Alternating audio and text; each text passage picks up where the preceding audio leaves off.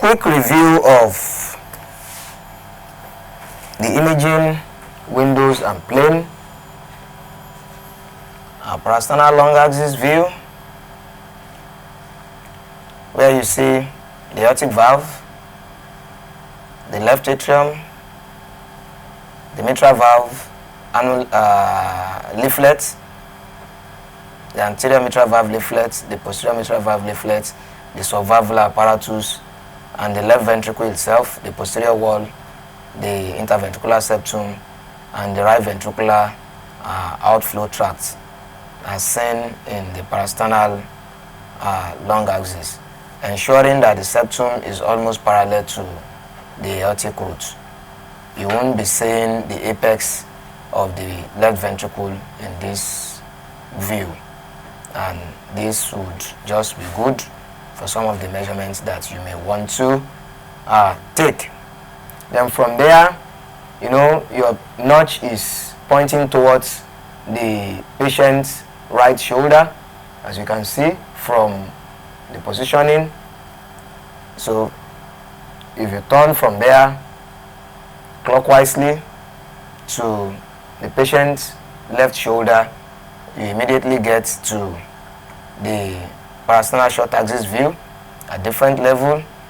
This will be at the aortic level, and at the aortic base level you see the Mercedes-Benz sign, you see the pulmonary valve, you can see it flipping, you see the tricuspid valve opening into the right ventricular outflow tract. Then this will mean that this is the right atrium, then this is the left atrium. So this is the parasternal short axis at the aortic level. At the mitral valve level, you can see the mitral valve leaflet opening and closing the anterior, the posterior mitral valve leaflet, and the commissures on both sides. So, and this will be the right ventricle.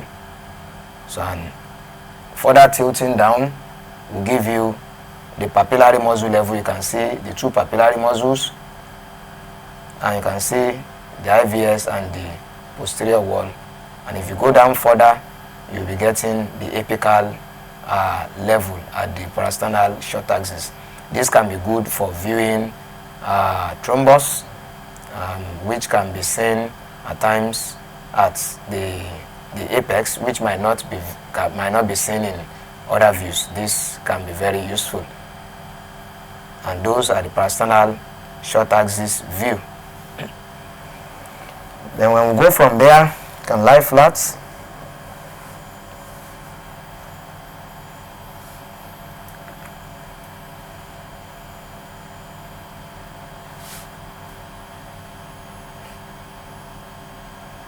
You can have your apical fourth chamber, ensuring that your interventricular septum is almost parallel to the ultrasound beam, and you are seeing all the four chambers.